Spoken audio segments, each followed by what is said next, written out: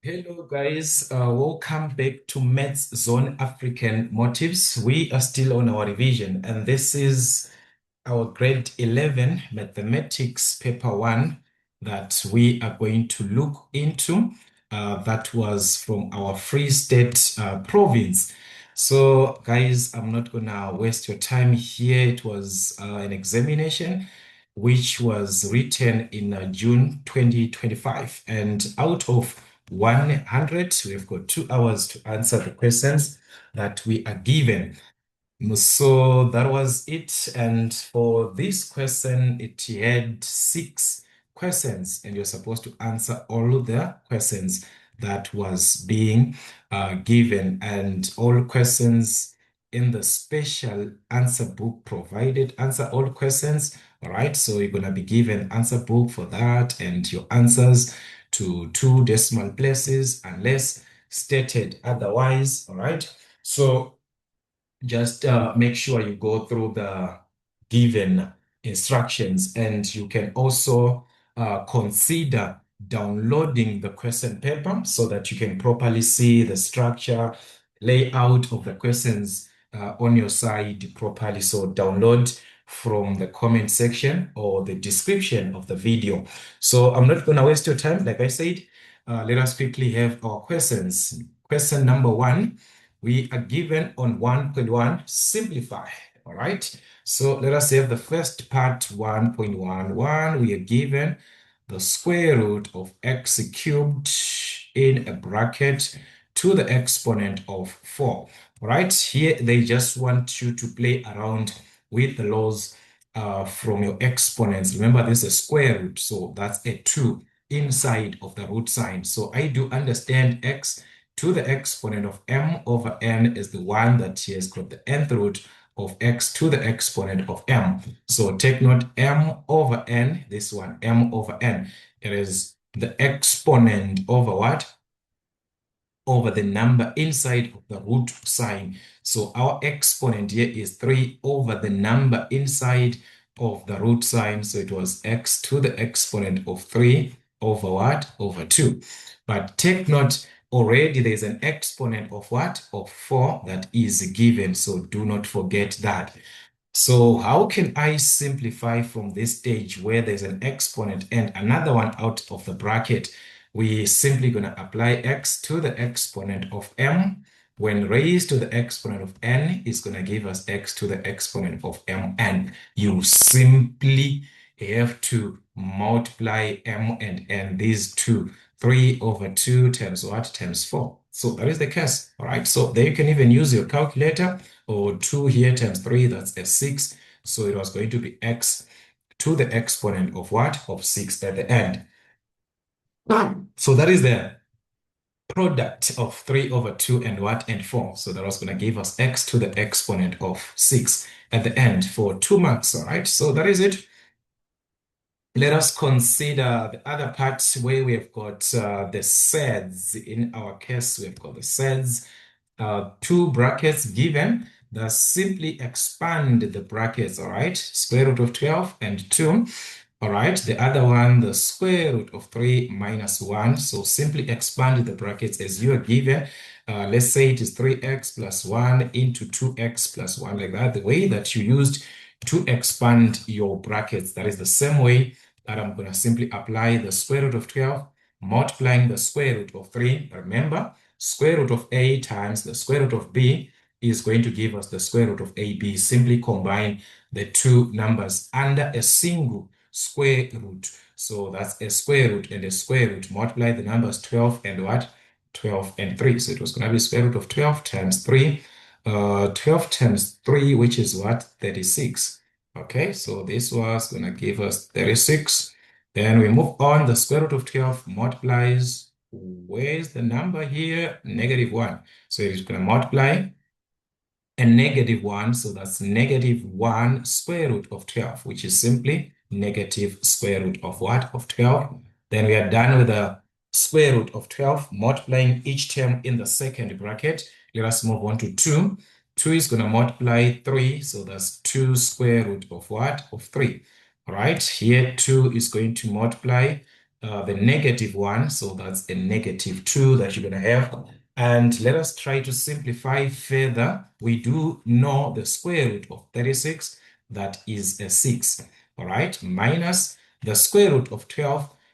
It's supposed to be in the simplest form. The square root of 12, we do not know this one exactly. As the calculator can just give us the answer, square root of 12 like this, that's 2 square root of 3. But simplifying from the understanding of our sets, we have a perfect square in what? In 12, which is 4. So 12 divided by 4, that's what? A 3. So 4 times 3 was going to give us a 12, where we can determine the square root of 4 as what? As 2. But the square root of 3, we do not know. So you have to pick up a perfect square, the highest perfect square that you can ever have in this. All right. So that was 2 square root of 3 in simplest form. But as we saw, guys, if you are stuck, please just use a calculator. You have that answer. All right. So that's 2 square root of 3. Then we also have the 2 square root of 3 minus what? Minus 2. Collecting the like terms, we've got the 6 here and the 2. So 6 minus 2, that is going to give us a 4.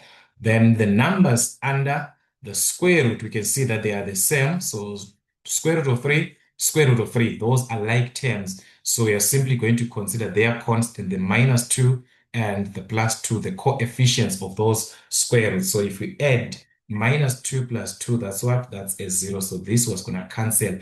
It was going to give us a 0, guys. Nothing that you're going to have at the end. All right. So at the end, the answer was simply going to be a 4 from 6 minus what? From 6 minus 2. All right. So that was it for this one. Moving on to question 1.1.3, where we have got our exponents again. Remember to simplify.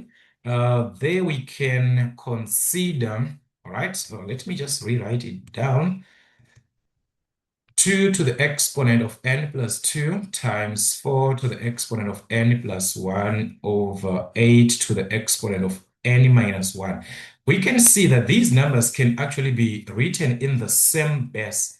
So we can just rewrite these numbers in the base of 2 because 2 is a prime number. So that's the simplest number that you can have. So rewrite 4 in the base of 2, 8 in the base of what? In the base of 2. So 2 is just going to remain as it is, but we do understand 4 in the base of 2 is what? 2 squared. So that's 2 to the exponent of 2, all right, which is going to multiply n plus 1. 2 to the exponent of 2 is going to multiply what? N plus 1, okay? Then moving on to the denominator, we've got 8 written in the base of 2 to the exponent of what? Of 3. Or you can use your calculator. 8 is equal to, then shift, you press the fact button. So that's 2 to the exponent of what? Of 3. Raised to the exponent of n minus 1. There is an exponent outside. So remember, I have already discussed about that law. It's probably that here. Okay, I did erase, but you saw that concept that we applied before of an exponent to an exponent. You simply have to multiply that. So that was going to be 2 to the exponent, 2 times n, then 2 times 1. 2 times n, that's 2n. 2 times 1, that's a positive 2, over 2 to the exponent of 3 times n, that's 3n. 3 times negative 1, negative 3. So here I have the same base of 2. That is why you see I'm not worried about factoring out anything here or doing this, like because we actually here is just a single term, it's a product. So factoring out is not going to work. But what we can simply do is to multiply these bases which are the same. If it is a product, same bases, we know that we're simply going to add the exponents. And when it is a division, you subtract the what? The exponents. So considering that we are having the base of 2 throughout. This is a base of 2, this is a base of 2, this is a base of what? A base of 2. So I'm going to simply consider applying the laws for a product as we have in the numerator, add the what? The exponents. So n plus 2 plus. Yeah, it's an addition. No need of opening what? Of opening brackets. Just combine the terms direct as they are for an addition. But for a subtraction, because this one in the denominator is under what? It's a division, this one. We are dividing. So the moment you divide, you're going to subtract the exponent. So you're going to subtract, what are we subtracting? An expression of 3n minus 3. So you must put that one in a bracket because of the negative. So for a positive, we saw that it was not even necessary to put a bracket for a positive, but a negative, always where there is a negative, take it with what? A pinch of salt, all right? Whenever you see a negative, you take it with a pinch of salt. So that you must be careful whenever there is a negative sign. Be very careful. So anyways, let us simplify. Here we're going to simply collect our like terms. 1 plus 2, considering the terms in n. 1 plus 2, that's 3n. 2 plus 2, that is going to give us a positive what? 4. Then expanding our bracket, this one multiplies, so that's negative 3n. All right, negative and negative, that's going to be a positive 3. All right, collecting the like terms again, that was going to give us 3n minus 3n, that's a 0. These two will cancel, 3n minus 3n. So we're left with 4 and what? 3. So adding 4 and 3, that was going to give us a 7. 4 plus 3, that's a 7. And 2 to the exponent of 7 is 128. You can even just use your calculator, guys, to verify that. Okay, that's 128. So we are done. That was the simplification. That was the simplification there. It was just a direct simplification. All right, just be very careful in your simplification. Let us move on to the next question, which is considering 1.1.4. All right, so there we have got the addition on our numerator. So factorization is to be what? Is to be applied. So in our case, let us first have the same what? The same base, the base of what? Which is the base of 3. This is 9 to the exponent of 1006. So let us have the same base so that we can see what is the highest common factor. If we have got the same base, it will be easier. So the 9 can be written in the base of 3 as 3 to the exponent of 2 raised to the exponent of what? 1006. So remember that concept, guys. Exponent, you simply multiply. So 1006 times 2 was going to be 2012. So that is 3 to the exponent of what? 2012 when simplified. So what is the highest common factor of these three that you're given? The one that is got the smallest power, which is to the exponent of what? 2012, comparing the 3. So that's our HCF, 3 to the exponent of what? 2012. So you are going to factor it out from the numerator. You have to factor out the highest common factor, which is 3 to the exponent of what? 2012. What are you going to have? Here we are dividing. We subtract our exponents. So 2015 minus 2012, that's 3. 3 to the exponent of 3 plus, here it is 2013, this is 2012. We subtract 2013 minus 2012, that's 1. So that's 3 to the exponent of 1, which is same as what? Which is same as 3. Over what? 3 to the exponent of 2012. These can cancel, so we are remaining with a bracket of what? 3 to the exponent of 3 plus what? Plus 3, which we can simplify. So that is the condition, guys, because this gave us what? A 1. So we are left with 3 to the exponent of 3 plus 3, which is 27 plus 3, and that was going to give us a 30 at the end.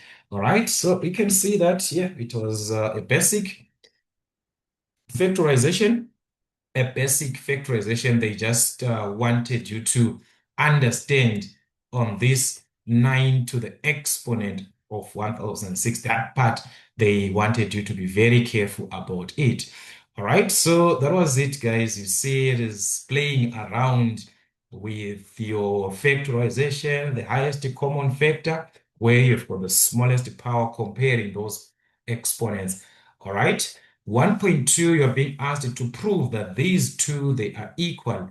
All right, so what you can simply do is to consider the left-hand side. You can see that it is the most complicated part. So I'm going to consider that part, 1.2, the left-hand side, the square root of 2 times the square root of 32. Then we have got minus 9 to the exponent of x plus 1, everything over 3 to the exponent of 2x. So they're saying this is supposed to give us what? A -1. So that's our left-hand side. Let us just consider this one. The left-hand side is equal to this. So let's simplify the left-hand side and see if we are going to obtain what? A -1. All right, we are back to our sets. Remember the sets, the square root and the square root, like what we had before. We are simply going to multiply the numbers under the square root if you have got the condition of a times b. So simply multiply these two under the square root. So that's 2 times 32, which is 64, minus, all right, these two can be written in the same base. As 3 is the prime number, it is in a simplest form, so I must focus on what? On 9, write it in the base of 3. So 9 is 3 to the exponent of 2, but remember there is an exponent already of what? X plus 1. So that was the condition that you're going to have 3 to the exponent of 2 into x plus 1 over 3 to the exponent of 2x. All right, we are still simplifying the left-hand side of our given equation. So the square root of 64, we do know it is what? It is 8.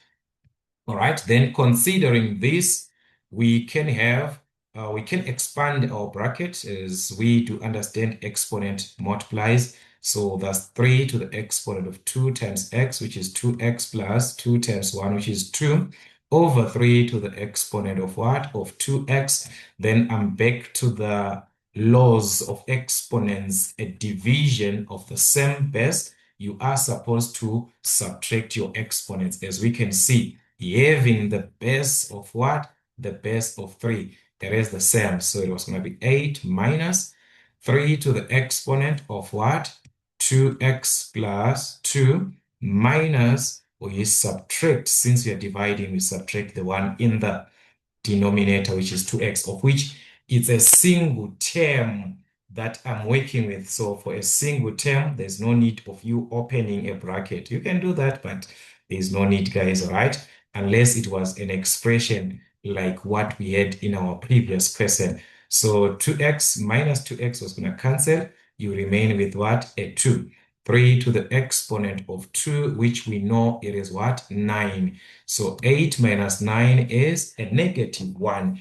Exactly what you are given on the right-hand side. So this is exactly what you're given on the what? On the right-hand side. So you're being asked to prove that those two, they are the same. So that is how you can play around, with these questions. As you can see, it was direct, only that you just had to play around. So that was our question number 1, having a total of what? A total of 15 marks. So without wasting your time, guys, we are going to move on to question number 2. On our question number 2, you are given this time to solve for x. All right, the first part of question 2 was to solve for x, all this part. Okay, so let us start 2.1, where we have got two brackets, 3x plus 1, another bracket, x minus 2 equal to 0. So there we're simply going to equate each bracket to 0 so that we can have what? The values of x. So if this is equal to 0, x is equal to what? Take this, it's going to be -1 over what? Over 3. Or our x is equal to a +2. It's going to change into a positive.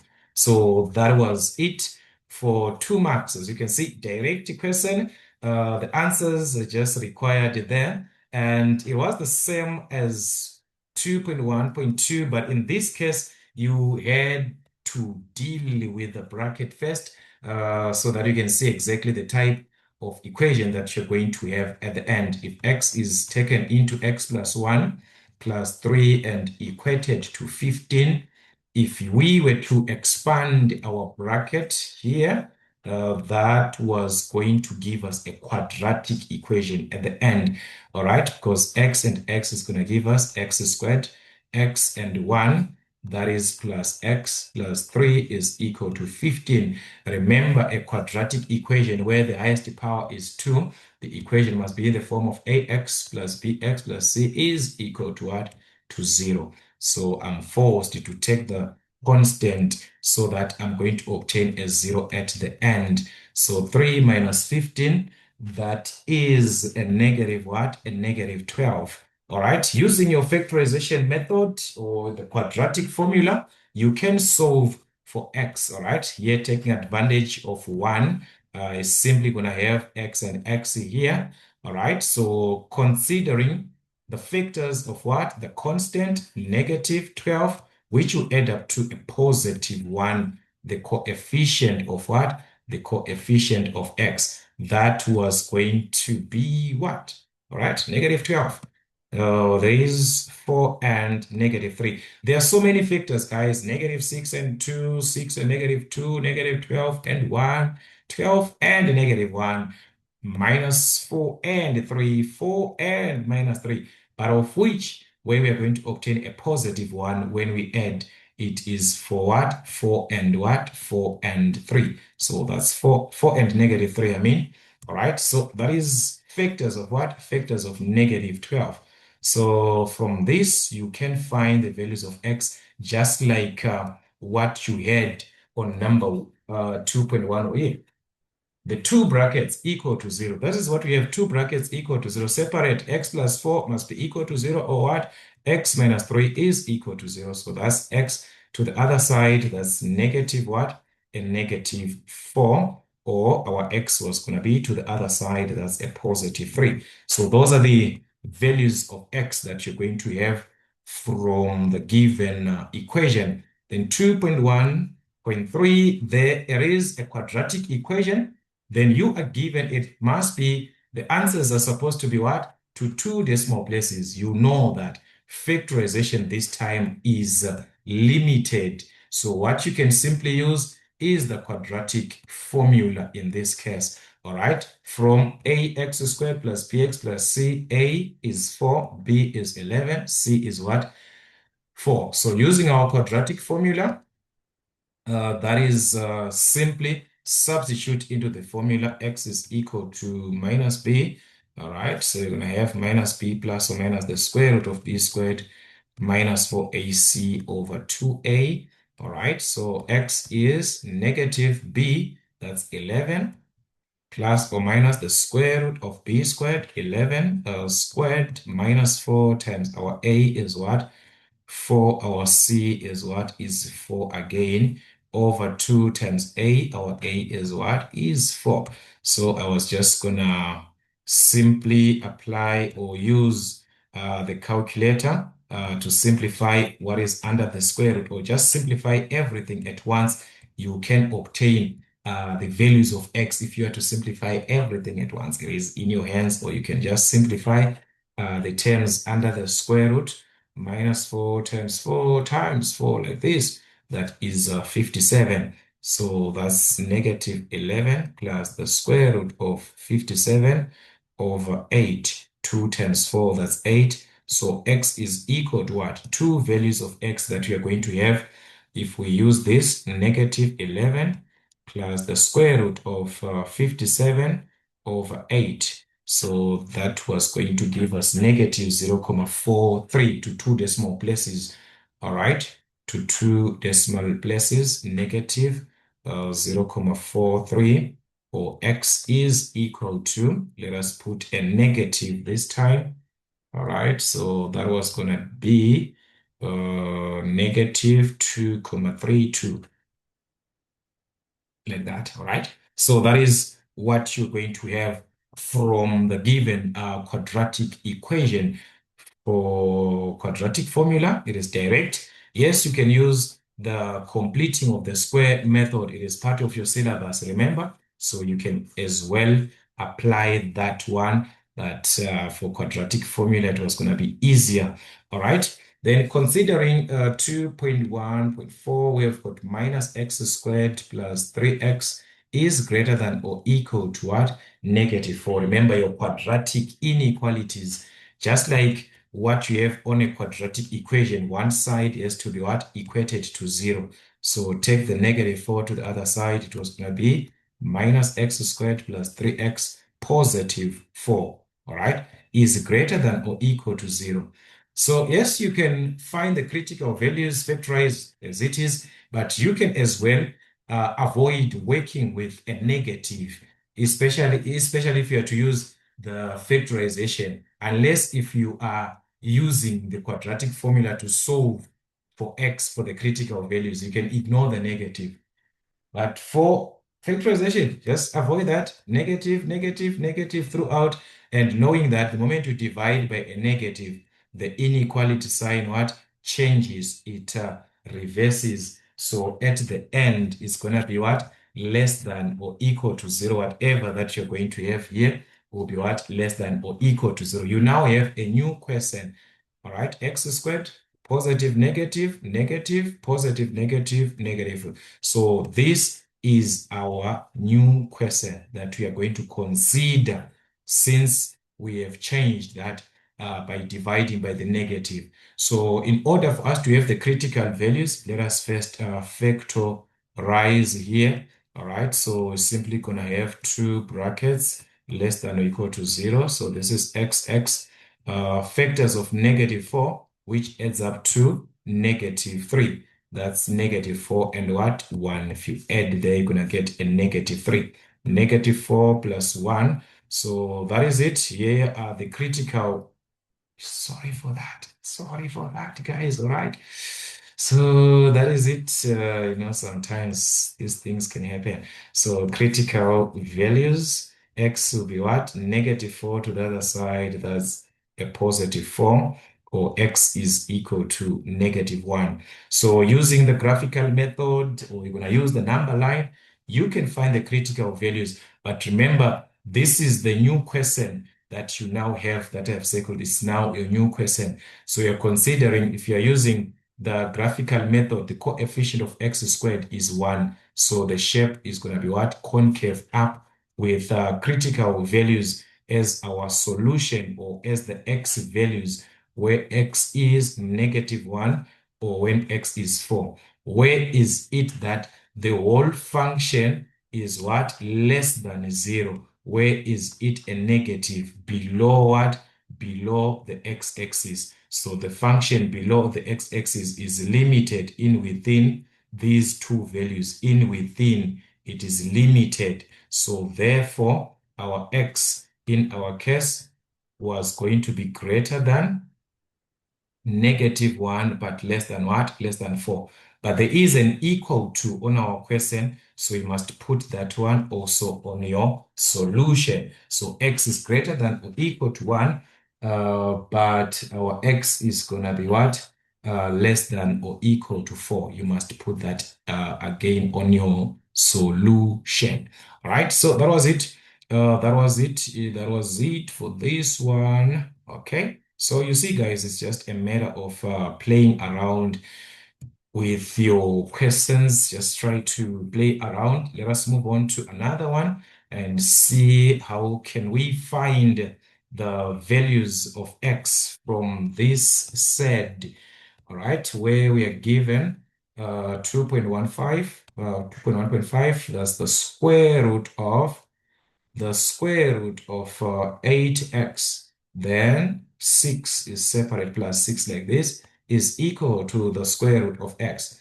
All right. So if I was to isolate a set, already it's isolated, but there's a square root and a square root. So just square that one to get rid of the square root, the outer square root.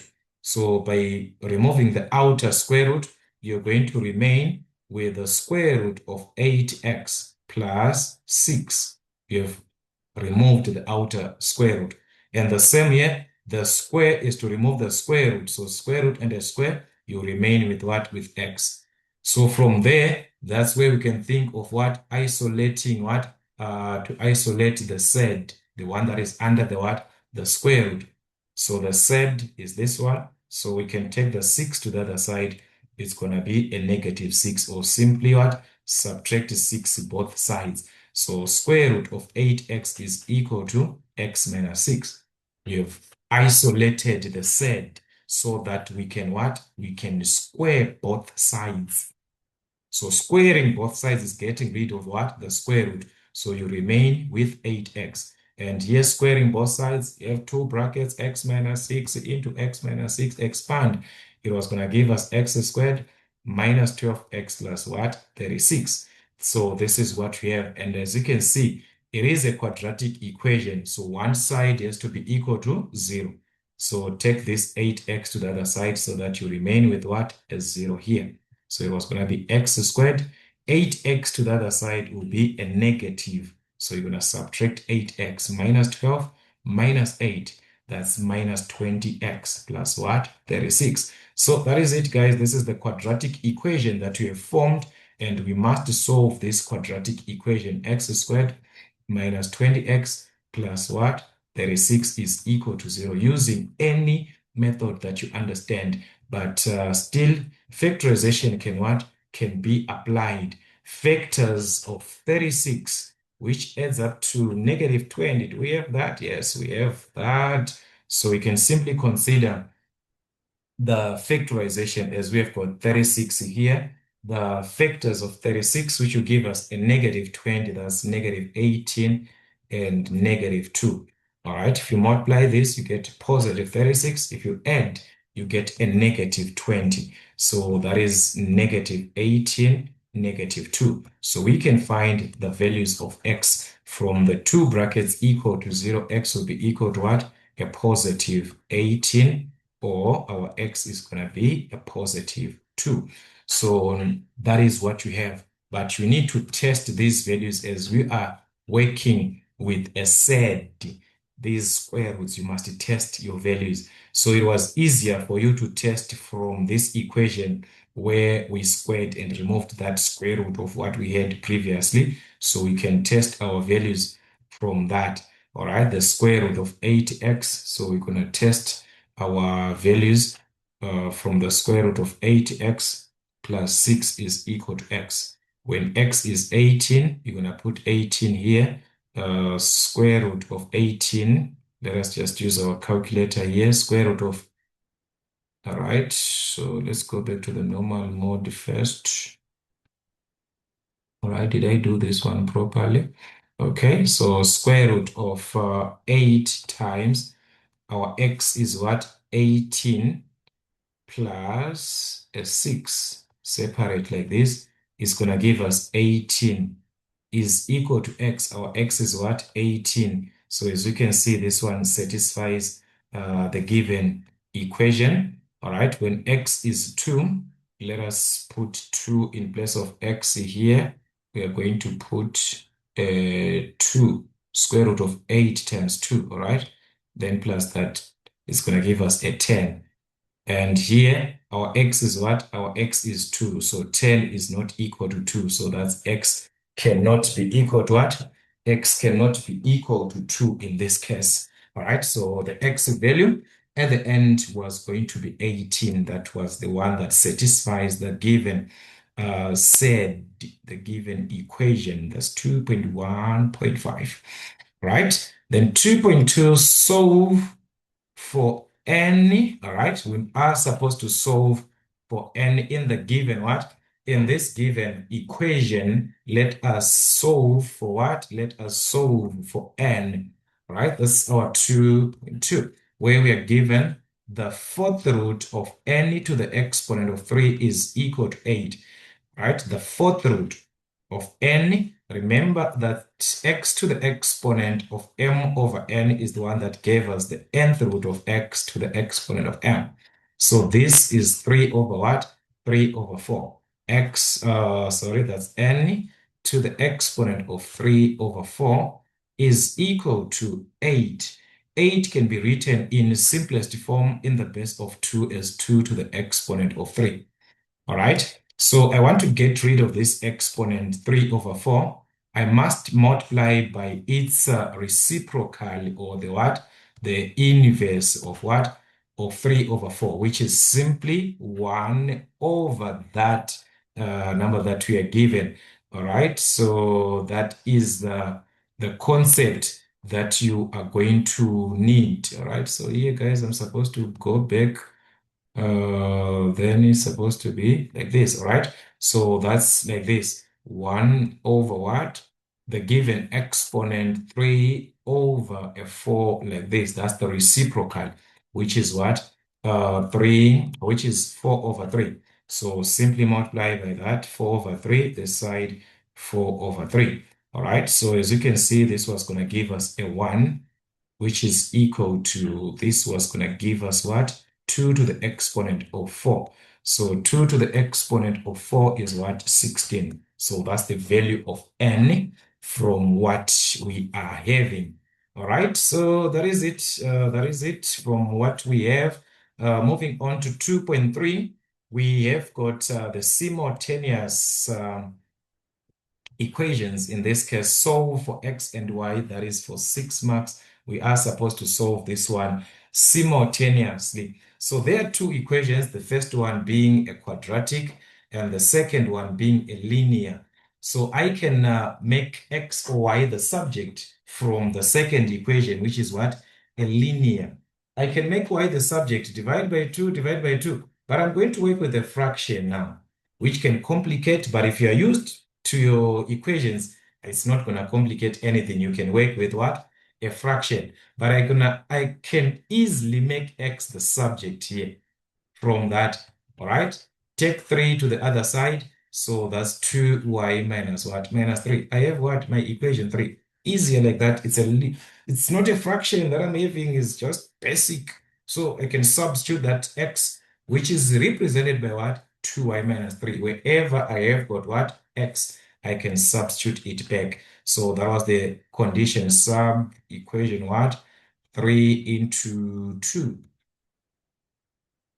All right, not into 2, but into 1, where we've got our quadratic in place of x. So that was x squared in place of x. So that's 2y minus 3 squared, x squared, all right, plus 4y squared is equal to 2xy. So take note, 2xy like this is the same as 2yx. You can write it as 2yx. So you can have this one as 2y times x. Our x is what? 2y minus 3. So that's 2y minus 3. All right. So that's 2xy there plus what? Plus 7. So that is it. We have substituted in place of x. Then simplify. There we have got two brackets. So it's either you're going to expand them separately, 2y minus 3, 2y minus 3. You multiply. That was going to give us 4y squared minus 12y plus 9, or is from the what? A minus b squared, which is equal to a squared minus 2ab plus what? B squared. We can easily use that, expand our bracket, all right? Plus 4y squared. All right, so this is equal to, from here, we're going to simply expand 2 times 2, that's 4y squared. 2 times negative 3, that's negative 6y plus what? 7. On the right-hand side, right, everything is okay here. But on the left-hand side, I have to consider the like terms. That's the part of y squared and y squared there. So simply add 4 plus 4, that is what? That is going to give us 8. So 8y squared minus 12y, all right, plus 9 is equal to 4y squared minus 6y plus 7. Then from here, we can solve. If we are to solve, we have to collect all these terms on the right-hand side, take them to the left-hand side. So 4y squared is going to be a negative. We subtract 6y to this side. It's going to be a positive. It was a negative. It's going to be a positive. So you add 6y here. 7 is a positive to this side. It's going to be what? A negative. So that was going to be 8 minus 4, which is 4y squared minus 12 plus 6. That's minus 6y7. 9 minus 7, that is a positive 2. And this is equal to 0. You have removed these terms, remember? So you're going to remain with what? With a 0. So from this, I can solve for y, all right, using the quadratic equation or your factorization. But for factorization, just try to reduce your values so that you do not work with bigger values, all right? So this is going to be 2y squared minus 6 and 2 minus 3y here, 2 and 2. That's a 1, and that is equal to 0. So from here, I can solve, all right? Factorize. Factorizing is going to give us what? 2 brackets here, all right?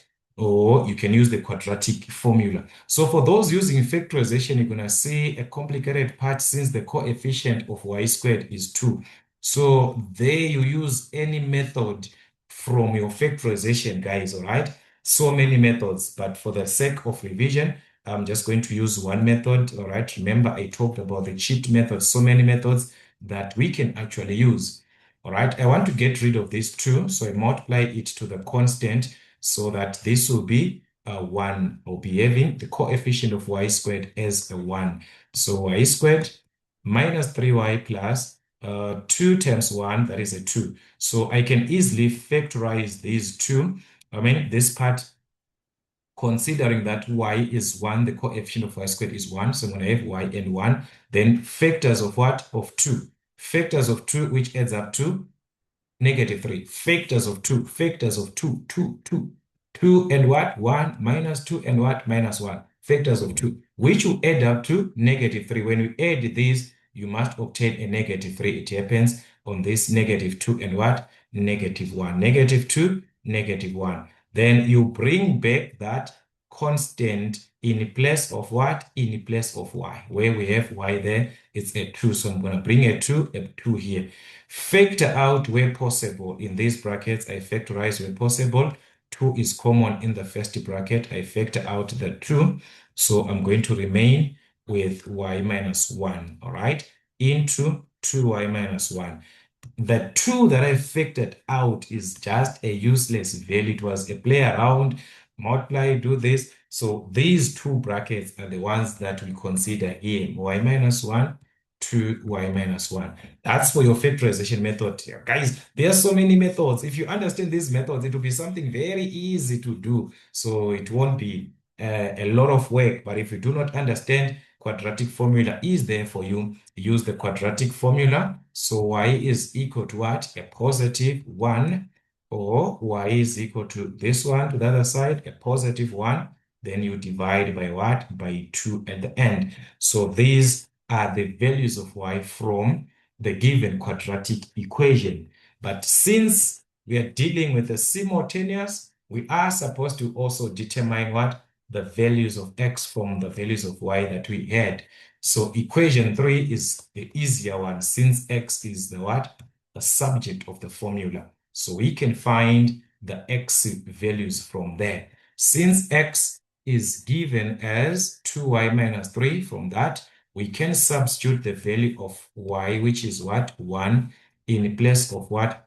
In place of y there. So x is equal to 2 times our y is 1 minus 3. So x 2 times 1, 2 minus 3, which is what? Negative 1. Then when our y is 1 over 2, our x is going to be 2 times the value of y, which is what? 1 over 2 minus 3. So that is it. You can have the values of, another value of x from there. 2 times 1 over 2, like this. Then I'm going to simply subtract what? A 3. So this is what? A negative 2. So that was the condition. When y is 1, x is what? Negative 1. When y is 1 over 2, our x is what?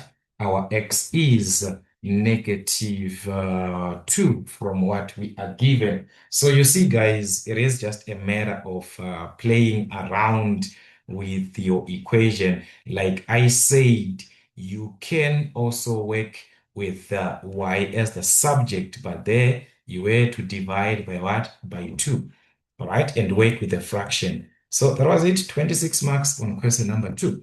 Moving on to question number 3, where we are given 3.1, determine the nature of the roots of the following equation without solving the equation. Do not solve. So remember the nature of roots. We work with what? The discriminant b squared minus 4ac, our delta. So that's a quadratic ax squared abc. So in this case, our delta is b, 5 squared minus 4. Our a is 1. Our c is what? Negative 9. So that was going to give us 25.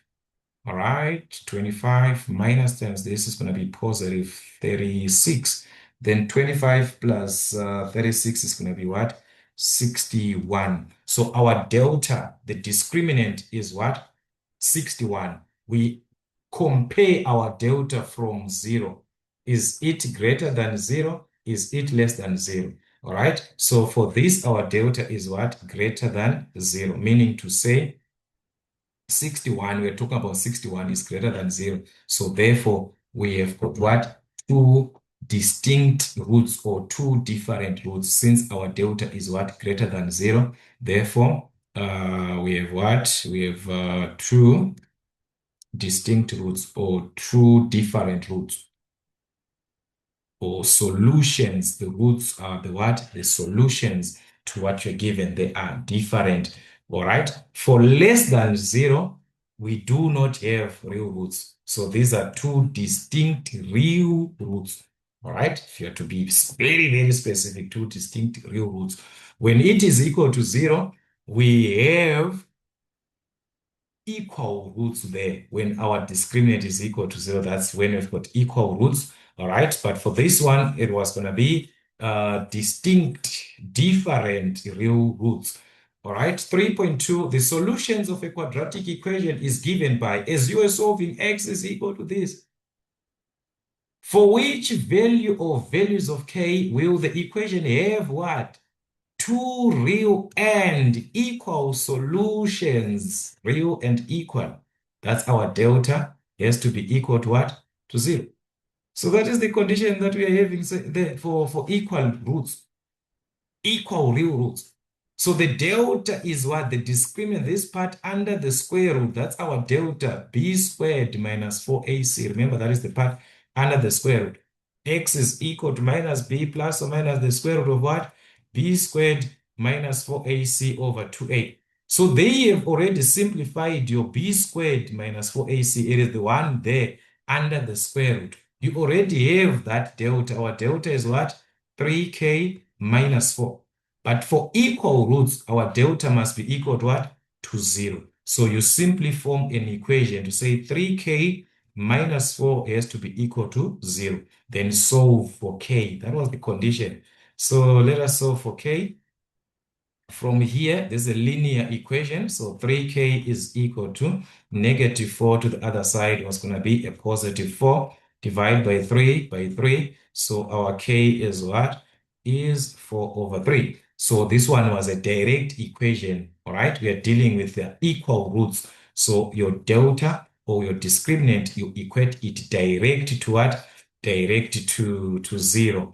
It is the same condition as 3.3. Because we are given, if f of x is given as this quadratic and f of x is equal to 0. Remember, when you take f of x to equate it to 0, it will be like you are solving what?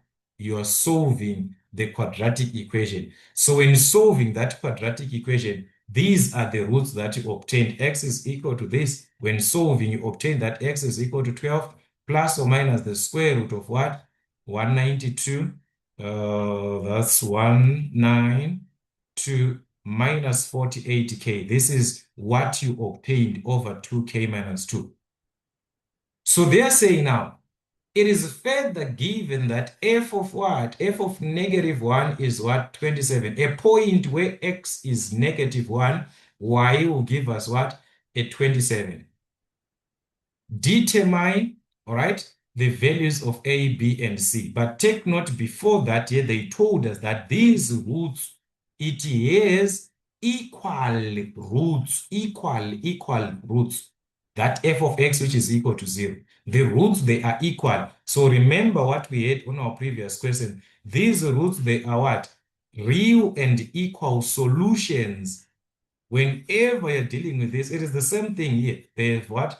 Equal roots. So you use the same concept as before on 3.2. The delta has to be equal to 0 for us to obtain what? Equal roots. Applying that statement alone of equal roots, you know that your delta is equal to 0. So from that, what is it that you can obtain? You can find the value of k because you take this delta, what is under the square root. 192 minus 48k is equal to 0. That statement, what is it bringing that it is equal roots? It gives us the value of k because from this equation, we can find what? K. We can find k. It's an equation that we have formed. So that's 192 is equal to what? Take this to the other side. It was going to be positive 48, then divide by 48 by 48. 48, 48. So k is 192 divide by 48, which is what? 4. So the value of k will help us now to find that root, that solution, equal roots, equal roots. But we do not know that value of x, the root, the solution to the quadratic what? Expression, that quadratic function that you're given. We do not know that root. We know that when these two roots, they are equal, the delta is equal to, that is what we know. The delta is equal to 0. And for that, we have the value of k, which is occurring where we've got equal roots. So this helps us now to determine the value of x by substituting 4 in place of what? In place of k. So it was simply going to be 12 plus, guys, we know that this delta, this whole thing, this delta is what? Is 0. So do not waste your time there substituting k. Yes, yes, you can do that. 192 minus 48 times what times? So, but you know, this is already a 0, this one.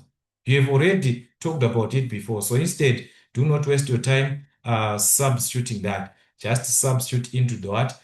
Into the denominator, as this is going to give us what? A 0. So x is equal to 12 over what? Plus or minus 0, guys. That is to show us that you're going to just have 1. So 2 times, that's going to have one value to consider, but there are two solutions that you must put in mind, plus or minus. Or let me just write plus or minus 0. All right. 8 minus 2, that's a 6. So meaning to say, our x was going to be equal to, you separate 12 plus 0 over 6, or what? 12 minus 0 over 6. So 12 plus 0, that's a 12 over 6, or 12 over 6, which was going to give us a 2, or x is equal to 2. That's to show you that it is simply the same value that we are talking about, the equal roots. They are the same values of x that you're going to obtain from that. All right.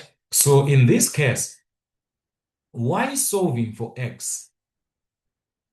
Because the question is find the values of a, b, and c, and x, we do not have a, b, and c. All right. The reason why I'm finding these values of x from here, it is because we know that from a quadratic, remember that is a quadratic function.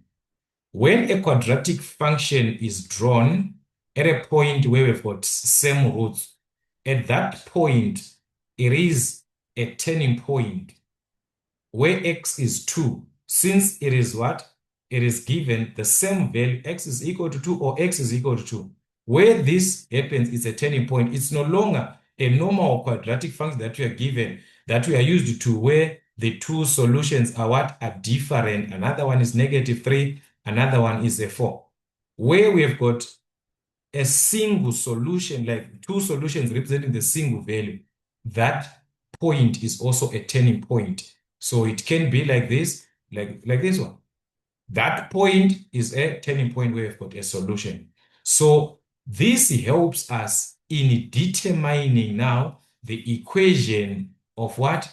Of that function f of x. As we do understand, guys, to say if our f of x is to be taken where we've got a turning point and the x-intercept, we can write our equation in the form a into x plus p squared plus what? Plus q, where this point minus PQ is our turning point. That is the turning point of our function, where it is represent what? It represents the turning point. If we have that turning point to say, let's say we know that turning point is, we can apply the concept of what, or we can apply this concept. So in our case, where the turning point is, that's where the x-intercept is in the line where y is equal to 0. So we can apply that. What is our turning point? Knowing that our x is equal to 2. As our x-intercept is also the turning point. So at that point 2 in the x-axis, y is equal to what? Y is equal to 0. So the point is 2, 0. That's our x-intercept. That's our turning point as well. At that point here, be very careful. So meaning to say, our f of x can be written as a into what? X, all right? This was minus p. Now it's a positive. It simply means x value changes. If it is a positive, it changes to a what? A negative. So it's going to be negative 2 squared plus the q is the y value. What is our y value? It is 0. In the x-axis, y is equal to 0. So you see what we have, guys. So that is the condition of what? Of the turning point concept. That point which is a root, a solution, and it's a turning point, a repetition like this. It occurs that it's a what? It's a turning point. So knowing this was going to help you to expand this and find the values of a, b, and c from our f of x. But we cannot expand without finding the value of a. So we can find a from the point here that from this statement, f of minus 1 is equal to 27. When x is negative 1, y is what? 27. So that statement, let us use it. F of negative 1 is equal to 27. It simply means when we substitute x, y is what? 27. So 27 is equal to a into x. Our x is what? Negative 1. So that's negative 1 minus what? Minus 2 squared plus a 0. Just ignore that one.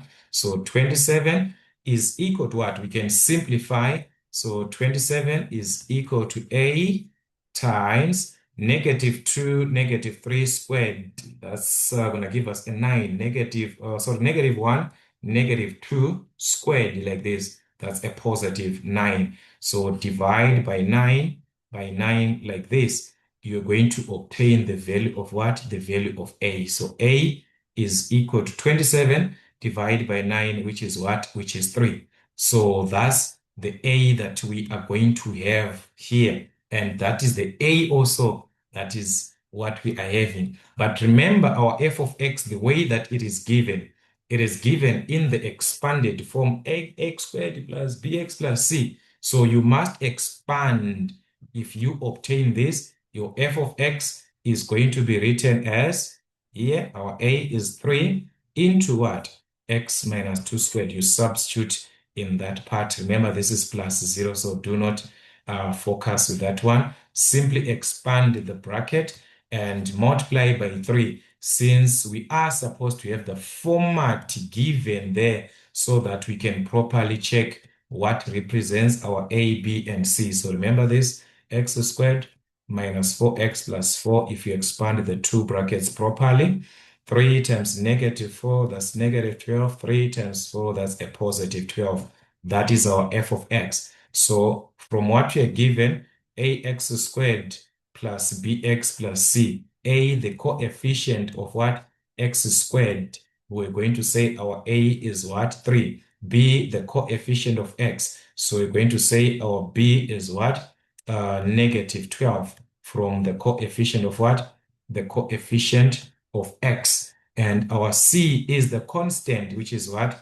Which is 12. So that is the values that you're being asked there. So it was yeah, it was a stretchy question. It was stretching your brains, but it was also a nice question to consider for revision purposes. This was also a nice question. Actually, it was a nice question to work on. So the most important aspect there was about the turning point, all right, equal roots. It means that graph where it is having that solution, it is also having a turning point. So remember the turning point concept when determining the equation of a function. So you find that, and from the f of -1, which is 27, you are given the x value and the y value.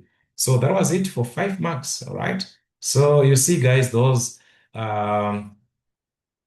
conditions where they play a role, the nature of roots, all right? Those are nature of roots that we are working with there, right? Anyways, let us consider question number 4.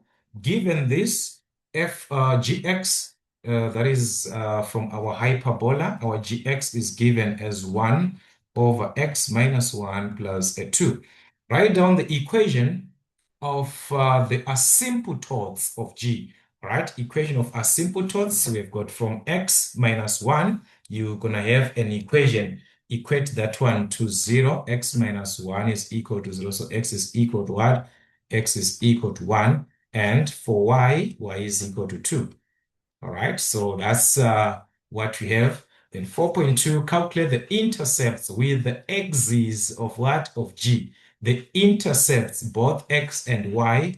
All right, so we're going to need the x-intercept and the y-intercept from what? From the graph of G. Okay, so let us just try and see. Remember the x-intercept is when y is equal to 0. So or y is equal to 0, we're going to have 1 over x minus 1 plus 2. All right, then I'm going to take the 2 there. It's going to be -2 equal to 1 over x minus 1. So here I'm simply going to cross multiply -2 times x, -2x, -2 times -1, +2. That's equal to 1 times 1, which is 1. So -2x is equal to what? Subtract 2 both sides of our equation. That is going to give us what? A -1, 1 minus 2. So dividing by -2 as we have here, that was going to give us the value of x, which is what? 1 over 2. So that's our x-intercept. Our x-intercept where y is equal to what? Where y is equal to 0. So the x-intercept, 1 over 2. Y is what? Y is 0 there. All right, so that was it. We have got our x-intercept.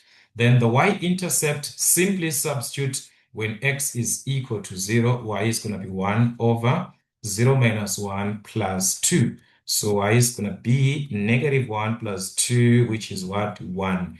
So that's our y-intercept. When x is 0, y is what? Y is going to be a 1. That was a direct part. You can even use a calculator for the y-intercept, all right? Then draw the graph of G indicating any intercepts with the axis and the asymptotes, all right? So it was an easy sketch as we have already the x-intercept, the y-intercept, and also the asymptotes. So there we're just gonna have an easy sketch, all right? Just a simpler sketch in this case, x and y, all right? So that's 0, the maximum value is just 1, 2, 3. 1, 2, 3 is gonna be enough, all right? And -1, -2, -3, -4, -1, -2, -3, -4, 1, 2, 3, 4, 5, all right? So we have to start with our asymptotes first. Asymptotes of g, x is what? 1. So x is 1. That's an asymptote that we have here, all right, where x is 1. and y is what? 2. So we've got x is equal to 1, y is equal to 2, y is equal to 2 here. That's also an asymptote that you must consider when y is equal to what? When y is equal to 2. So in our case, the shape, if we are given this and we consider the a that we have, this is positive, all right? So when it is a positive, the shape is going to be like this. From our asymptotes, we are going to have one here, another one here, one piece on this side, another piece this side. For what? Positive. If it was a negative, this one and this one, right? So in our case, we have a positive. So that was going to simply end with one on this side of our sketch, all right? And the other one on this side, which is going to be having now the intercepts, all right? So that is the condition, all right? So that is the condition. The x-intercept 1 over 2, x-intercept 1 over 2, that's a half in between 0 and 1, that's a half. And the y-intercept is 0, 1, this is our y-intercept. So this was going to be our sketch at the end, all right? So this side, as we have got this shape, so it passes through the y-intercept at 1, the x-intercept at 1 over 2, it's gonna be just gonna go down like this. Okay, since it is limited with these asymptotes. And another one, this side, but we do not have any x-intercept or y-intercept, so just have your sketch like this, all right? So there you are done. That is the graph of what? That is the graph of gx. So that's our gx, okay? Just like that. So you see, guys, it's just a matter of playing around with the question. It's just a matter of playing around. All right. So that was our sketch. That was our sketch from the given information. All right. Let us consider the other part. We have indicated everything. So the other part, 4.4, determine the value or values of x where gx is what? Greater than 0, where the graph is above the x-axis. That's where gx is what? Greater than 0, above what? Above the x-axis. So that's our 4.4. All right, so let us see here. So where is it? Our gx is greater than 0. That's above what? Above the x-axis. So above the x-axis, we are limited from this point, the x-intercept at half. This graph is above the x-axis. For values of x here that are less than what? 1 over 2. 0 minus 1 minus 2 minus 3. These values, they are less than what? 1 over 2. Our graph is what? Above the x-axis. It is a positive. So x has to be less than 1 over 2. Also, if you check after the asymptote here at x is equal to 1, the graph is also above the x-axis here. It is on top of the x-axis for values of x which are greater than what? Which are greater than 1 after the asymptote. So also x can be greater than what? Can be greater than 1 for our function to be what? Positive, to be found above the x-axis. All right, so this one is a direct simplification that you simply need from the graph. All right, 4.5, determine the equation of the axis of symmetry of G, which has a positive gradient. So remember the axis of symmetry, they are going to ask about this type of this question, guys. The one that has got a positive what? Gradient. It passes through what? The intersection of the asymptotes where x is 1 and y is what? Y is 1. Was it 1 and 1 or 1 and 2? Guys, our asymptotes 1 and 2, guys. These are asymptotes. X is equal to 1. Yes, y is what? Y is 2. All right, I'm seeing like a 1, guys. This is 2. The y value there is what? Is a 2. All right, so that is it. No problem. Everything is correct. So the axis of symmetry with a positive what? A positive gradient is written in the form y is equal to what? X plus c. Positive gradient. The gradient is already what? A 1. So what you simply need is the value of C. So it passes through the what? Asymptote, the intersection of these asymptotes at what? 0.12, where x is 1, y is 2, when x is 1. So you find the value of C.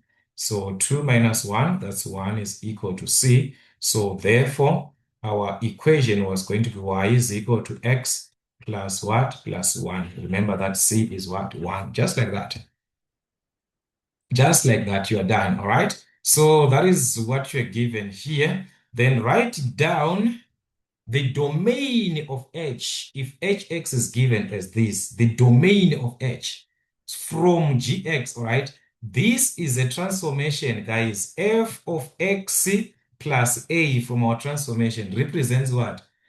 A translation of a units to the left is supposed to be a negative. If you take that equate to 0, the bracket there, you get a negative value of what? X. So it is a translation, this one, which shows what? A units to the what? To the left. So if you understand that, domain, you work with x values, remember. So simply find the domain of the original function, which is what? The domain of hx. What is the domain of what? Of hx, which is the original function. Then you transform it by what? X plus 1. It means we are moving what? 1 unit to the what? To the left. So if you are moving 1 unit to the left, you're simply going to subtract that. That is from the transformation. Or you find that gx, that hx, then, from hx, so this was gx, this is our original function, our gx, we find that one. So, or you have to calculate that h, you find it, but there was no need of you finding it, guys. So let's take our domain from our original graph of what? Of gx, this one. Our domain, remember, for x values, our x values, they are limited, that they cannot be equal to what? To 1, as it is what? An asymptote. So the domain of this graph of G, the original graph of G, this one, it was x cannot be equal to 1. All right? X cannot be equal to what? X cannot be equal to 1. What about for hx now? Because hx is a transformed graph. So for hx, which is the transformed graph, what is going to be the domain? The x value here, it shows that a transformation of what? 1 unit to the left, like I said. So x will be a negative 1 when you're going to the left. So it means you are simply going to take the domain of g, the original function, which is what? Which is 1. Then subtract that one of the transformation. You moved 1 unit to the left. So simply subtract 1 from x to indicate that you're going to the left. So that is the condition of the domain of that graph of what? Hx. So 1 minus 1, that is a 0, and x is supposed to be part of what? Part of real numbers. Just like that. So you see, guys, they just want you to play around with your information from what you heard. Just play around. So that was it. Or you can consider finding hx. Remember, the domain occurs at the what? At the asymptote, where x is limited from that asymptote. All right.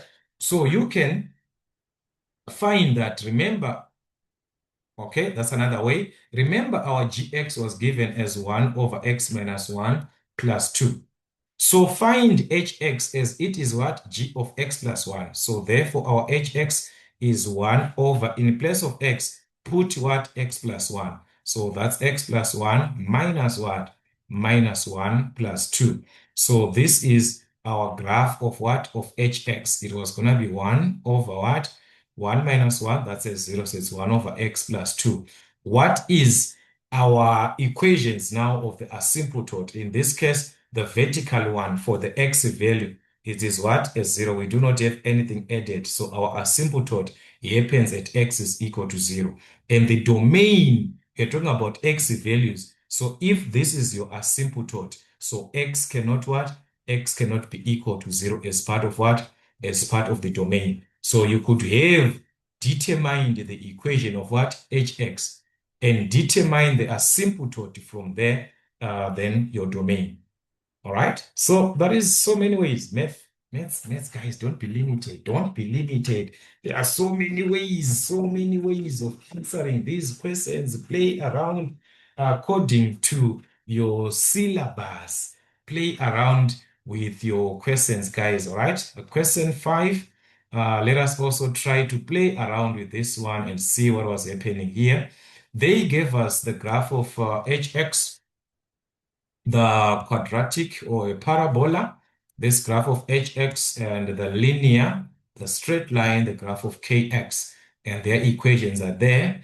The x-intercepts A and B are the x-intercept of what? Of h, D and C, the y-intercept of those ones respectively. All right, then P and Q, points of intersection, P and what? And Q. Those are the points of intersection, all right? So that was what we had. And from these graphs, the questions were calculate the coordinates of A and B on 5.1 for 4 marks, the coordinates of A and B. So A and B, these are simply what? X-intercepts of what? Of H. So from the HX, our quadratic function, simply solve that one. That was it, guys. X-intercepts of what? Of h, where y is equal to 0. So on your hx, just equate that one to what? Just equate it to 0. Then solve for x. All right. Dividing by a negative, that's positive x squared minus x minus 2 is equal to 0. So I can easily solve this x and x here. Factors of negative 2, which adds up to negative 1. That's negative 2 and 1. If you multiply this, add, all right, that's negative 2 plus 1 here. So that's our x is going to be a positive 2, or our x is going to be a negative 1. So that is it. Those are the x-intercepts. So negative 1 from the origin going this side to the left, that's at A. So A is negative 1. B is the one that is going to be what? A positive 2. So that was the condition of our solution. So therefore, A is negative 1, 0. And the point B, x is what? X is 2. So that's 2, 0 like that. Okay, so it was, yes, play around the question, the x-intercepts. That is when y is equal to 0 from the graph of what? From the graph of hx. All right, then another one, determine the length of CD, the length of CD from C to D, all right? The distance between C and D. So C and D, thus the distance can be taken from the y values. This is a vertical line. The y value at D minus the y value at C, where the y value at D is the what? The y-intercept of what? The y-intercept of H. So the y-intercept of H, we can take it from hx, guys. The y-intercept when x is equal to 0, y is what? Y is 2. So we know that one at D here, y is equal to 2. All right. At C, it is the y-intercept again, but the y-intercept of what? Of the graph of K. All right. The Kx. So that is the graph of Kx, the y-intercept. And we have its equation. Kx, the y-intercept is what? Negative 2 from our format. That negative 2 there is what? Is the y-intercept. So CD, guys, was simply the y value at D minus the y value at C. So the y value at D, 2, minus the y value at C, negative 2, which is what? A 4.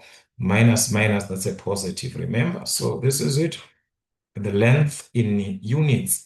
All right, so that was going to give us 4 units from what we have. So that's 5.2. Yes, direct question again. All right, then 5.3, determine the range of H. The range, all right, 4 marks. It is because we do not have the turning point. Remember, the range of a quadratic graph is best to be taken from the turning point. And in our case, what is the turning point? All right, we can consider that one. So that's 5.3. You have to consider the turning point in order for you to have the range. The turning point was from that turning point, the y values are less than the y value at the what? at the turning point going down. It is concave down, so they'll be going down like that. So that is it. So at the turning point, we do understand x is equal to what? Minus b over 2a. So that's x is equal to minus b, the coefficient of x, that's 1 over 2 times our a is negative 1, the coefficient of x squared. So x was going to be negative, negative cancels, 1 over 2. So that's the value of x at the turning point. When x is 1 over 2, what about the value of y? You substitute back into the original equation of your hx when x is 1 over 2. So it's minus 1 over 2 squared minus x squared plus x 1 over 2 plus what? Plus 2. This was going to give us the value of y from there, all right, which is happening, that y is what? 9 over 4. So we are having a turning point at half, all right, somewhere there. Let us just say our turning point, all right, is happening when x is 1 over 2 and y is 9 over 4, somewhere here in between. So the y values are limited. What is the y value? 9 over 4. So it's limited from that going down. So therefore, our range was gonna be what? Y is what? Less than or equal to 9 over 4. We talk about values of y that are less than what? That are less than that or equal to 9 over 4. The value of y at the what? At the turning point. All right, so that was it for the range on question 5.3. Then if we are to consider, determine the maximum value of this, all right, the maximum value of hx minus 7 over 4, all right, maximum value, that's 5.4. Right? So maximum value, we need the maximum value given 4 to the exponent of hx minus 7 over 4. So take note, this one is for the values of y. So from hx, this is our hx. What is the maximum value on hx? The y value, the maximum value is at the turning point. So the maximum value of hx is what? 9 over 4. So it simply means the maximum value is going to happen when from hx, when y is what? 9 over 4. So hx represents 9 over 4. Its maximum value is what? 9 over 4 at the turning point. Subtract the 7 over 4 already given. So that's 4 to the exponent of 9 over 4 minus 7 over 4. That's going to be what? 9 over 4 minus what? 7 over a 4 like this. That is going to give us 1 over 2. So that simply means what? The square root of 4 to the exponent of a half. The square root of what? Of a 4, which is going to give us what? 2. So the maximum value will be positive 2. All right, from this simplification. Remember, square root is plus or minus. So maximum is what? Positive 1. All right, so that was a play around. Then 5.5, write down the coordinates of what? The turning point of F. If F is a reflection of H in the what? In the x-axis. Guys, we need the turning point of what? Of F. But F is a reflection, guys. A reflection in the what? Sorry for that. A reflection in the x-axis. So what happens, guys, for this type of a question when you have to find the turning point of F? A reflection in the x-axis, it means our f of x is equal to minus hx. That's a reflection in the x-axis. You multiply the y values by a negative. So meaning to say from our f, our turning point is going to be half. The x value is not affected. It is the y value minus hx. The y value is the one affected. So multiply the y value by a negative. So it's going to be negative 9 over 4, just like that. So that is what the turning point of our f from the given what? Transformation. It says that minus hx. So multiply the y value of the turning point of h by a negative from the understanding of what? Our transformation. All right, 5.6, the coordinates of P and Q, they are given respectively P minus 4, 18. Why? Those are the points of intersection. All right, remember this P. So they gave us that the point P is negative what? Negative 4, negative 18, right? Negative 4, negative 18. All right, that's negative 4, negative 18. And Q is also given. This one, Q is given as what? 1, 2, right? This is given as 1, 2, the coordinate of Q. So why is it that we are given these? Because they say if that is given is something that you must work with, you must utilize that in your calculation, all right? So let's see the calculation. Determine for which value or values of x 5.61 is this greater than or equal to 0, all right? Hx minus kx, right? So remember, guys, I talked about this type of a question that they are just playing around with you guys. Take the other one where there is a 0 there, all right? The one that has got a negative, take it what? Where there is a 0. It's greater than or equal to 0. Take it there.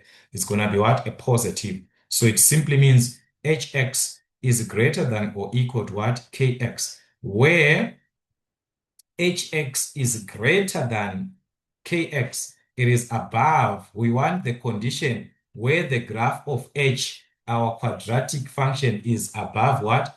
Is above the straight line.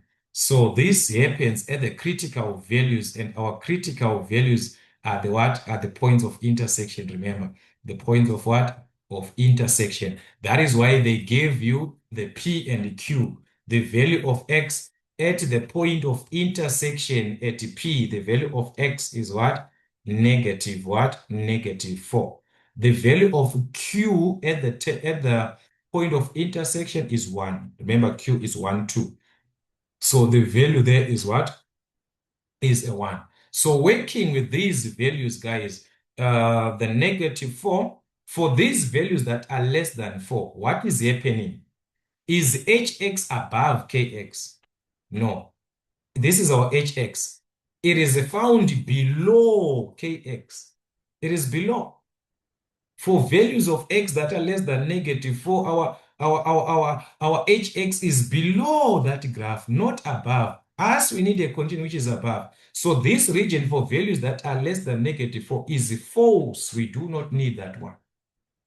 So we move on from the critical values, our points of intersection, the values of x.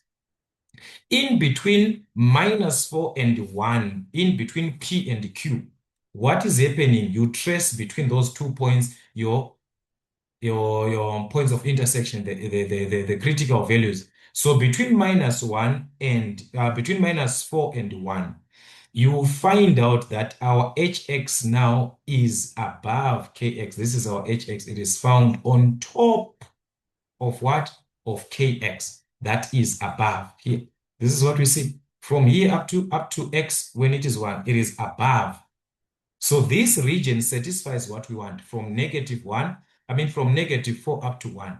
The h, the graph of h, this one, the graph of h, the quadratic is on top, is above what? Kx. So that region satisfies where x is between what? Negative 4 and 1. So x is greater than or equal to negative 4, but less than or equal to 1. We have an equal to here. So this satisfies. What about for values of x after that 1? Values of x that are greater than 1 going this side. Is the graph of is the graph of h above? No. The graph of h, as you can see from this point, it is now below the graph of what? Of kx. Kx is the one that is on top, it's above. This one is going down. So this region is false because it is below. We need where it is what? Above. So it was happening between those critical values, the points of intersection, all right, of the two graphs. You compare from the points of intersection. That is why they gave you those points here. So that was the condition here. So these are the solutions that you're going to have. All right, that is it. Then we move on 5.62, where x times hx is less than or equal to 0. All right, let's see what is the condition here. 5.62, all right, 5.6.2, where x times the graph of hx. When you multiply these two, you must get a value less than or equal to 0, a negative. So x has to be positive, h negative, or x has to be negative, h positive to get a negative on a product.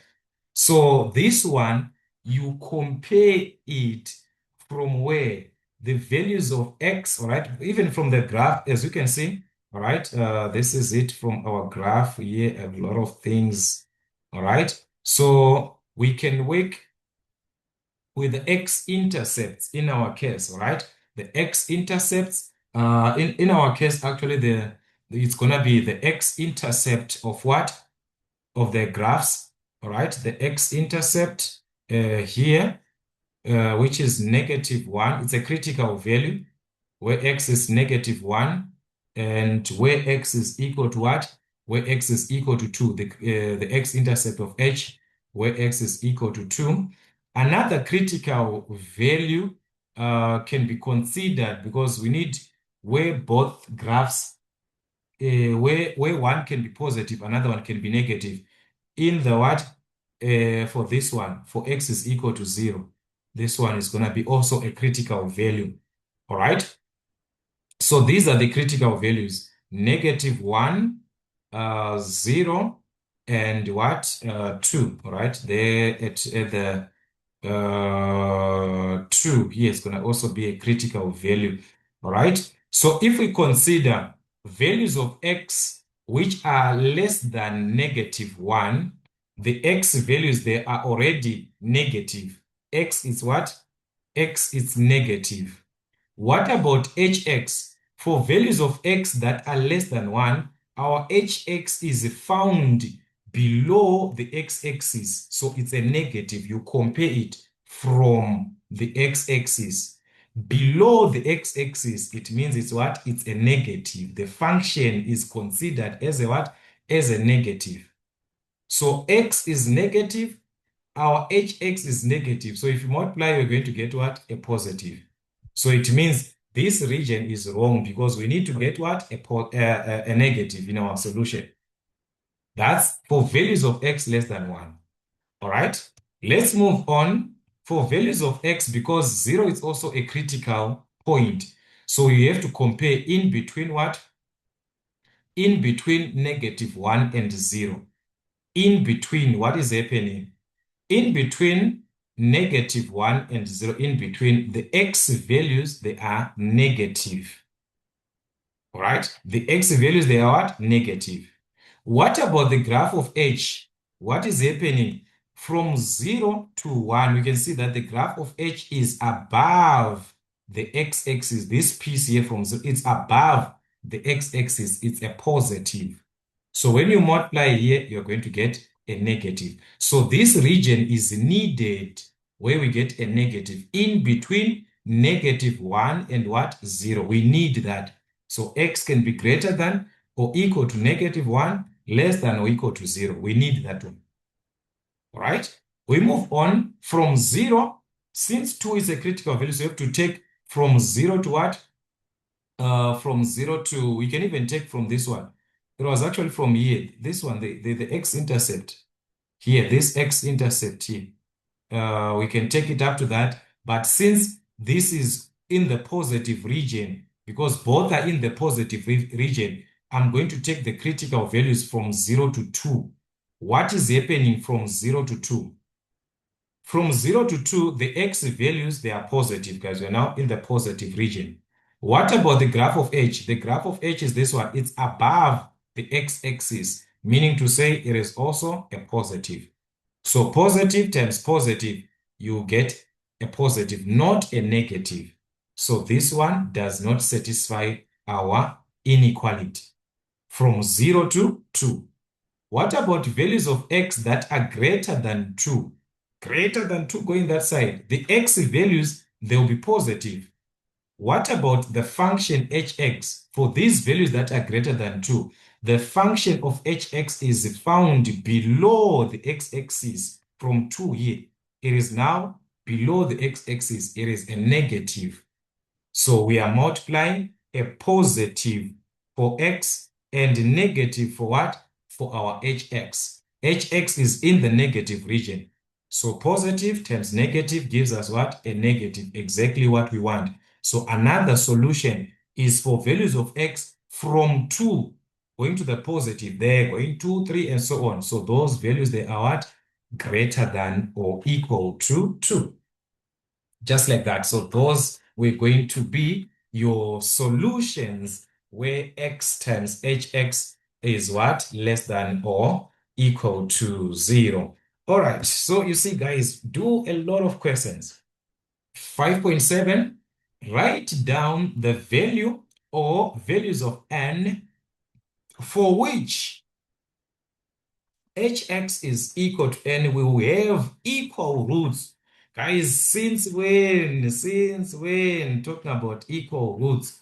All right? Since when? Talking about equal roots. Check here. It was a question, actually. Question number 3. Talk about equal roots. What is it that you think of once they talk about this? It has real and equal roots. It has equal roots. It was all about our delta, the discriminant being equal to 0. So where hx is equal to n, what is our hx? This is our hx, the quadratic. This, we take your hx, all right, as it is. All right, that's our 5.7. So hx is equal to n, and our hx is given as minus x squared plus x plus 2. It must be equal to n. You have formed an equation. So find the values of n. You have to solve, take the n to the other side, and n is a constant. So that's minus x squared plus x plus 2 minus n if you take it to the other side, which is equal to 0. So from here, I can use the delta concept. Since you're talking about what? Equal roots. We need to find what? Delta and equate that one to 0 for what? Equal roots. Where we do understand this is just a constant here. So this is -1, this is 1. So we've got our A, B, and C. So we know that our delta is what? B squared minus 4AC. So that's our delta, our B, that's 1 squared minus 4, our A, -1, our C is 2 minus n. So that was going to give us our delta 1 minus minus here, that's a positive 4 into 2 minus n. So that's 1 plus 4 times 2, that's 8, times -4, that's negative 4n. And we're going to collect the like terms. That's 1 plus 8, which is 9, minus 4n. So that's our delta. And we need the values of n, the value or values. So it can be a single value, they can be values. Where we have got equal roots, that's where our delta is equal to 0. So therefore, we're going to form an equation from that delta that we have here by using the concept, all right? So I'm just going to take this, equate it to 0. 9 minus 4n is equal to what? It is equal to 0. So that's we can solve the given what? The given equation. All right, solve for n minus 4n is equal to 9. To the other side is going to be a negative. So that's -9. Divide by -4 by -4. So n was going to be what? 9 over 4. So that's 9 over what? 9 over 4. For which we can have what? For which we can have equal roots. For which we can have equal roots. This is the condition. So that was it, guys, on person number 5, having a total of 23 on everything. So you see, guys, they are going to play around with you. All the information that you've learned, you must apply that information. This is the basic approach that you simply need, and understanding what is the question all about. Answer the question, all right? Then consider question number 6. We've got the two graphs. We've got the graph actually of gx, an exponential function here is drawn, and the point t is given as 1, 2 on the graph. All right, so these are the questions that were given. 6.1, determine the equation of what? The equation of G. All right, so we can determine the equation of G.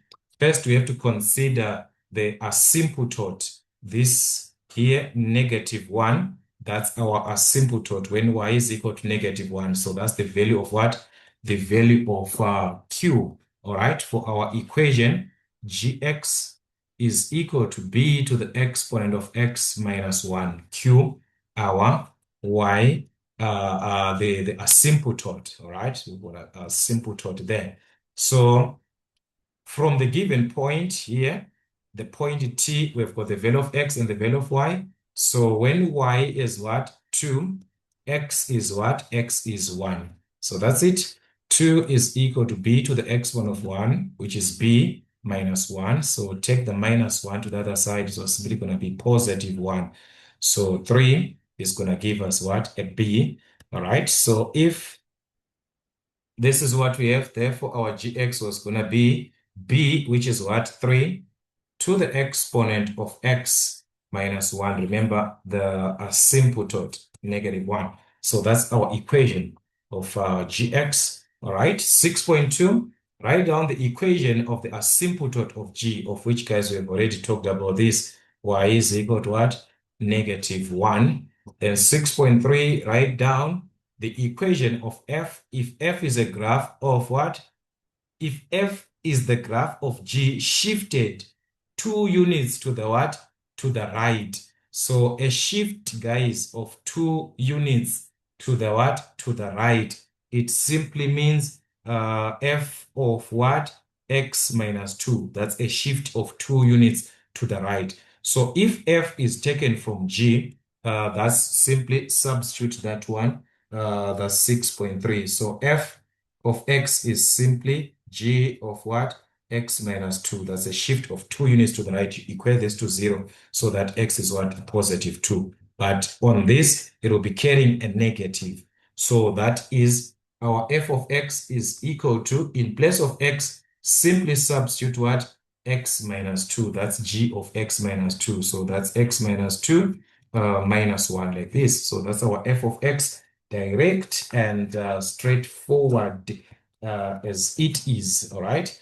Then 6.4, calculate the average gradient of G between the point T and the origin. Guys, average gradient, simply use the gradient formula. But between what? The point T, we have got the point T on our graph. That is our point T here on our graph. And what? And the origin, where the origin, it is the point what? 0, 0, like that. So guys, the average gradient can be what? Can be determined as we do understand that the average gradient, so it's going to be gradient of line OT, y2 minus y1 over x2 minus x1. So I can just name my points x1, y1, x2, y2. So that's y2, which is 2 minus y1, that's a 0, over x2, that is 1, minus x1, that's a 0. So it's going to be 2 over 1, which is 2. So that's the average gradient between the line O, T, between those 2 points O and T. All right, then the last part, 6.5, we are given that if the domain of Gx is restricted for the values of x minus 2 up to 3, write down the range of what? The range of G. Remember, domain, those are x values, then range, those are y values. So if you are limited from minus 2 up to 3, simply substitute those values, guys. For x, this minus and this minus 2 and 3. We have got like minimum value and what? The maximum value. Simply substitute that one into Gx because you are limiting the range of what? Gx. And our Gx is what? 3 to the exponent of x minus 1, remember? Our Gx is 3 to the exponent of x minus 1. So simply with the minimum value, when x is what? When x is -2, substitute in place of x, 3 to the exponent of minus 2 minus 1. That's 3 to the exponent of minus 2 is 1 over 3 squared, which is what? 1 over 9. So that's 1 over 9 minus 1. which is going to give us negative 8 over 9. Can use our calculator for that. Then for the maximum value, our x is what? 3. So when our x is 3, what is the y value? Substitute in place of x. 3 to the exponent of 3 minus 1. So that's g of 3, which is 27 minus 1. And that's going to be what? 26. So meaning to say the range, therefore, talking about the y values, we are talking about the minimum value. From the minimum value of x, it is what? Negative 8 over 9 up to what?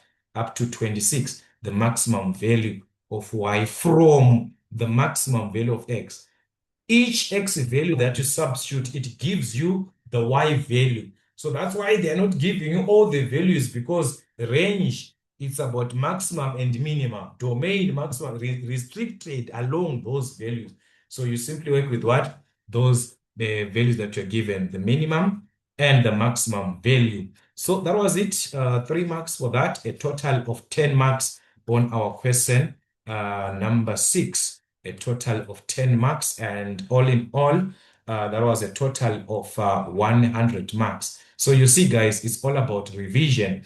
It is all about revision. So let us revise, and let us work out as many question papers as we can, as we are preparing ourselves for these upcoming June examinations. Make sure that you are geared up, you understand all the basics, and may the light lead the way. All right, till we meet again.